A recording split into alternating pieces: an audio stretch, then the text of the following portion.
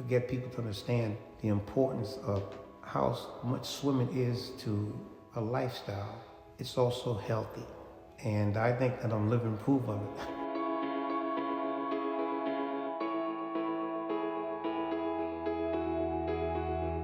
I'm John L. Smith, and I'm 80 years old.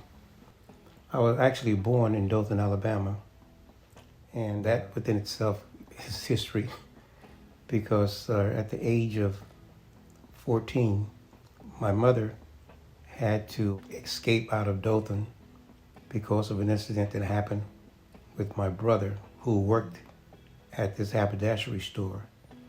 And my mother was the cook for that particular family, the Corns, who owned the store and the shoes department.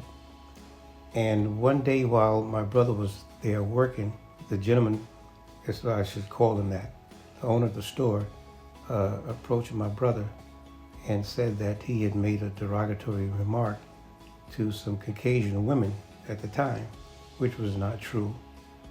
And he took their word for it, and he called my brother the black N-word. And that offended my brother to the extent that my brother, of course, assaulted him.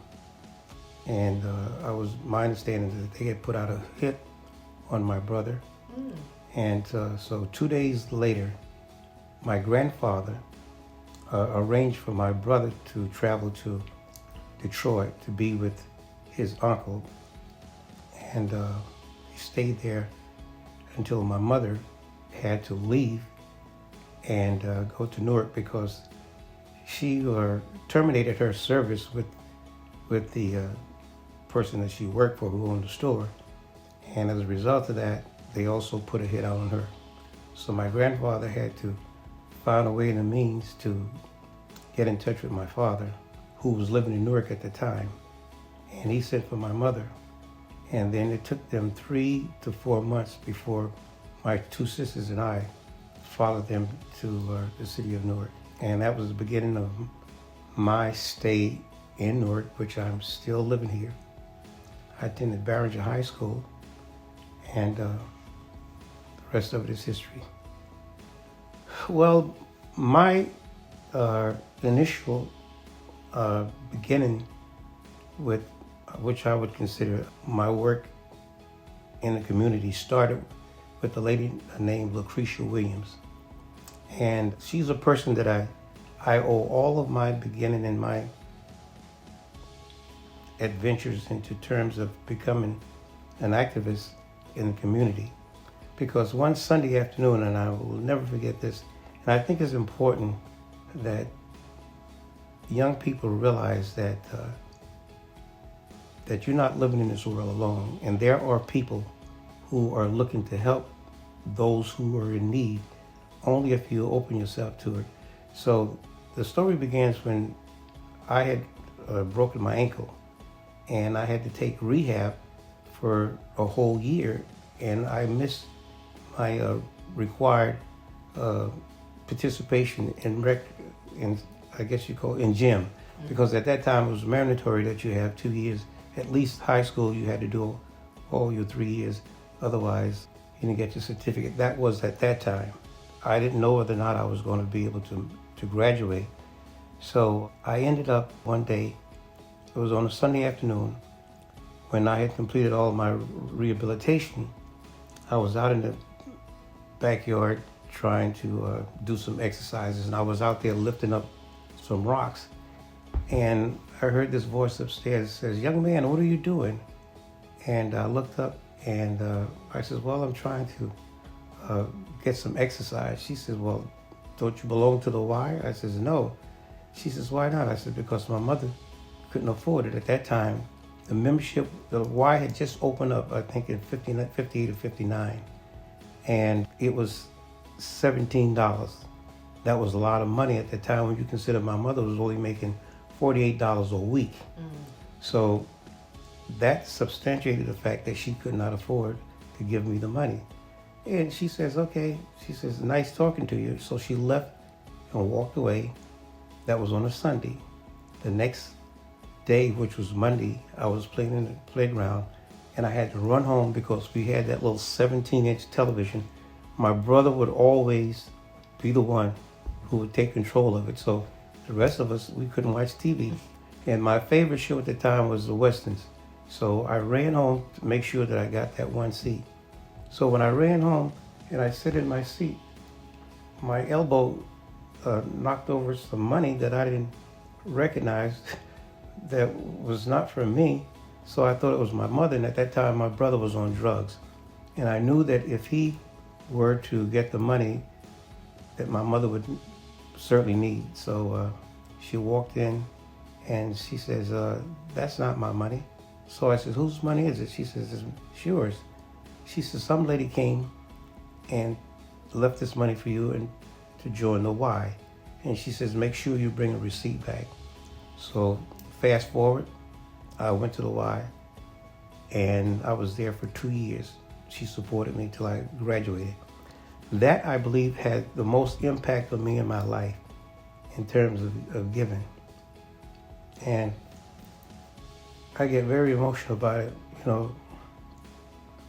because since that day, I have devoted my life working with young people. And this led to, ironically, getting involved with the swim team because I wanted my daughter to swim. And because of my having the ability to travel, I took my 5 kids, we went away, we traveled all over the Caribbean, Hawaii, and water is 3/5 of the world. And I thought it was important for my kids to learn how to swim. All of them did. They learned how to swim. My youngest daughter was involved with the swim team. She was one of the founding members. So when I learned that the Y was having a tryout for kids swimming, that's when I introduced her to the program. But the Y did not have a sustaining program. So one day I came home, and the gentleman who was Jim Wilson, I have to give him credit. He was the first black instructor that I ever known to participate in instructing kids in the city of Newark. And I teamed up with him and his family, he had 5 kids, all of them were swimming. And we decided that we were going to start a swim team. And that was the beginning of the Newark swim team. One of the problems that have always existed when it comes to aquatics, that it's not because black kids don't want to learn how to swim. It is those who control the facilities never had an interest in creating and sustaining aquatic programs. So when we came along, Mayor Gibson was in charge at that time, and they fought us tooth and nails. They did not want a program. In fact, JFK Recreation Center in the city of Newark, it was one of the most beautiful facilities and unique of its kind in the United States, because it was one of 2 facilities that had a retractable roof, which gave you access all around accessment for the year. And basically what happened is that it had fallen in disarray in such a short period of time, because I can't think of the Olympic swimmer name. It'll come to me shortly. But Deverona was, I believe, her last name. She was an Olympic champion. And when they built the center, she came here for the dedication of it. But over the years, that was, I think, 1969. But in that short period of time, it fell in disarray. And they had to shut it down. And so during the summer, you could swim outdoors because they retract the roof. But the recreational side, which had a basketball court, all that was shut down. So when the summer was over, the center shut down. So we approached the mayor and asked him if we could be allowed to swim. And it was a big fight. The answer was no. So Barbara Kukla from the Star Ledger, she assigned a reporter, Frederick Bird, to visit and interview us. And Gloria Rojas from Channel 7 News, Eyewitness News, came over and filmed the entire center. And in the recreational side of it, there was, when they opened it up to allow us to go in to do the story, there was a carcass of a dead dog inside of it. It was a total state of disarray. But there was an attempt by the mayor's administration to freeze us out. Now, we're approaching winter, it's cold, and they was not going to fix the boilers. But we spoke with our parents, we rallied together and said, you know what, we're going to swim regardless whether it's cold or not, we're going to swim. There's about 10 of our kids. We reported there, along with Jim Wilson, who was our coach at the time. We swam in the water, and it was like 68 degrees, which is like freezing for kids. But between the two stories and the public reaction that we got, it became a political football. And once that happened, then the city made a commitment to at least fix it up for us during the winter. And then over a period of time, we were able to swim. But we really did not get the benefit of all the restoration of it until Sharp became a candidate for mayor. He himself was an athlete. He could also appreciate, what we were attempting to do. And so even though the Gibson did implement some reconstructions and renovations, Sharp put the finishing touch on it. And that led to us being able to swim year round. So we grew from maybe 10 kids that we started a all-out recruitment program. And we partnered with Rutgers University to have an after-school program, and they would have their school kids to tutor our kids. So we did not ignore the educational aspect of it as opposed to the physical, because they work hand in hand. And today, I really attribute my health to being active, and I've always been active all my life. I still swim. I go to 24-hour fitness. I still can do a half a mile nonstop at 80. So I think that swimming is known to be one of the most beneficial exercise that you can do. It's less stress on the body, but more importantly, all Black and Latino and kids of colors needs to understand the world is 3/4 of water, and there is no great environment that you can enjoy unless you go on a vacation where there's water, and being able to participate, not just lay on the beach in the sun, but actually get out there.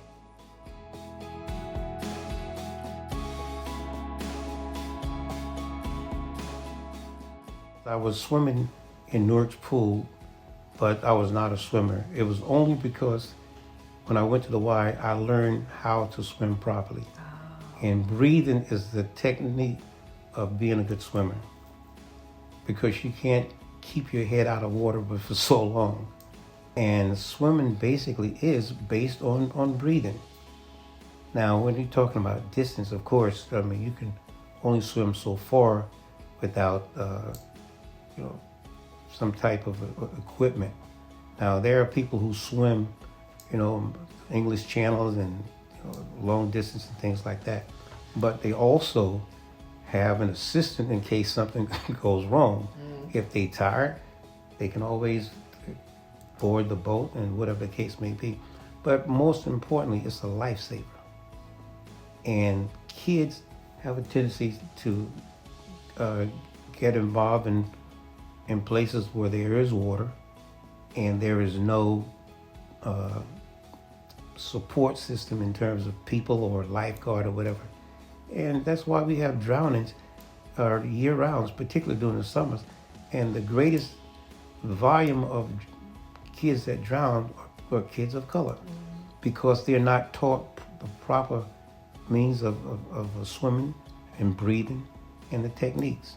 We became the first African American, I say, multiracial team that won a state championship, and we did that in New Jersey.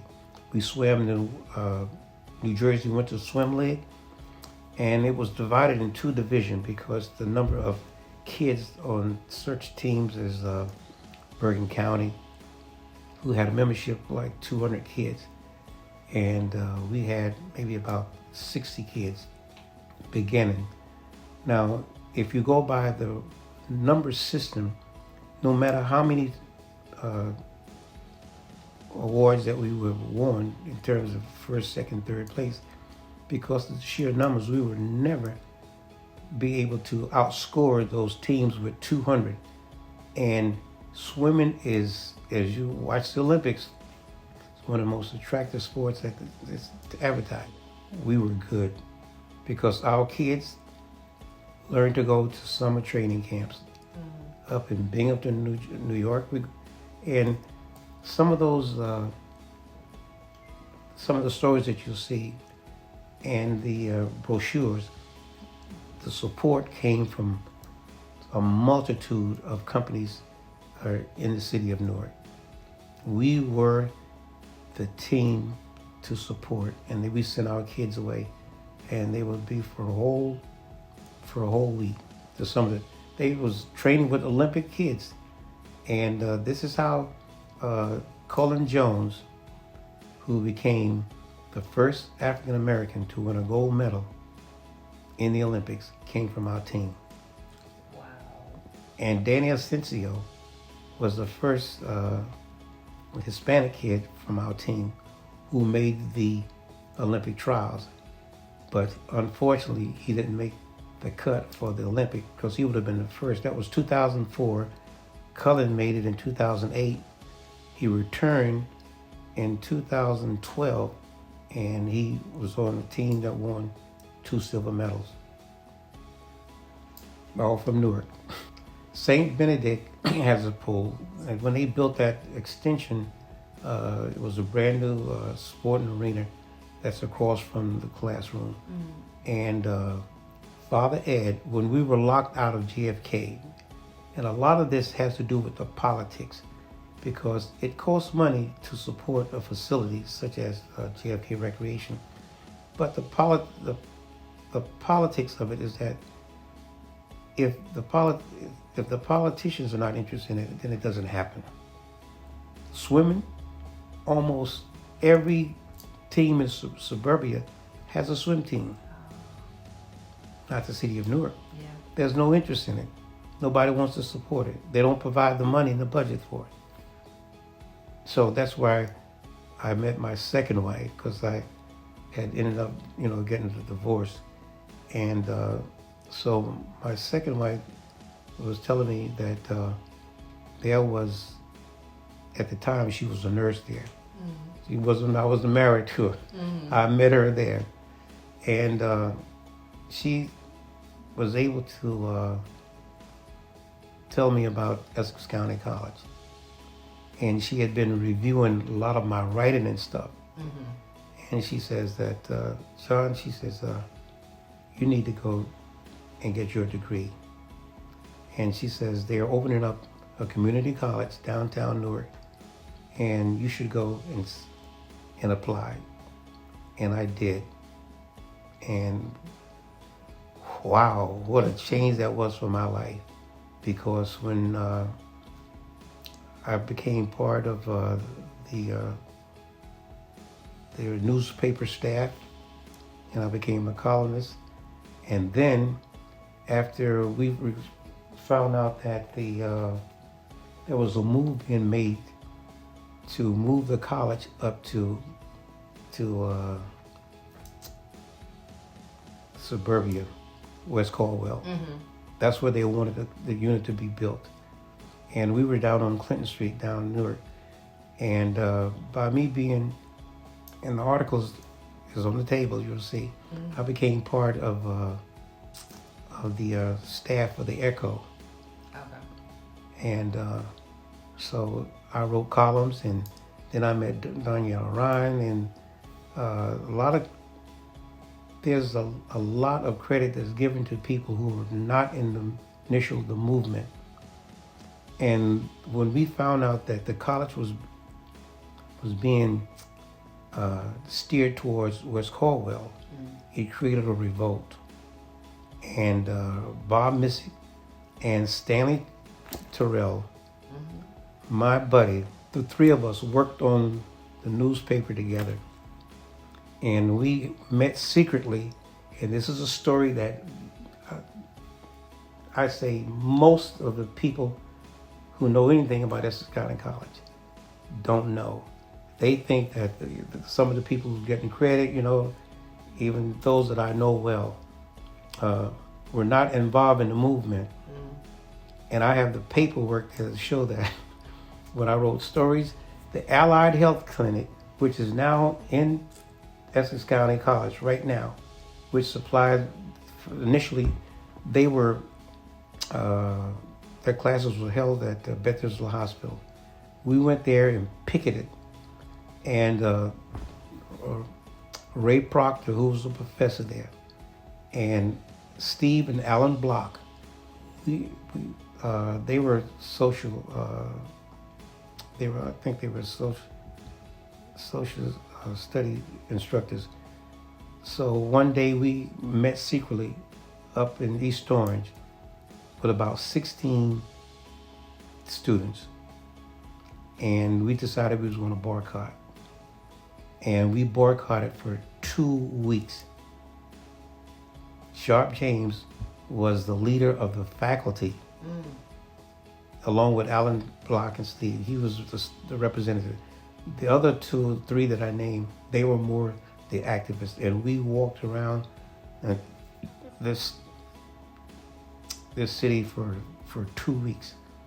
And finally, Clara Dasher and the freeholders decided that they was going to retain the school in Newark.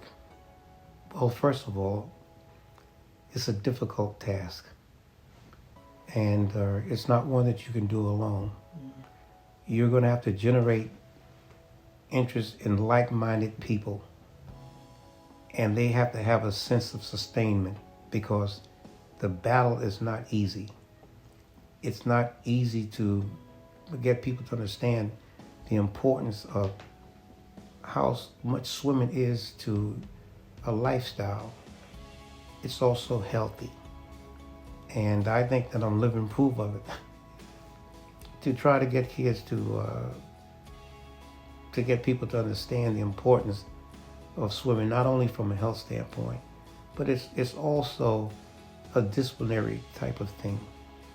And there's also scholarships that are important, as equally important as playing basketball and football, baseball. You can do all those things. And if those are your primary objects, swimming can still be one of the most enjoyable things that you can do. Once you hang up your spikes, start running up and down the court, you can still enjoy your vacation. The fact that I've touched hundreds of kids' lives in a positive way, and that I have lived life as an example for them to either follow, to even surpass what I have done. And I hope that I have at least been the impetus for that.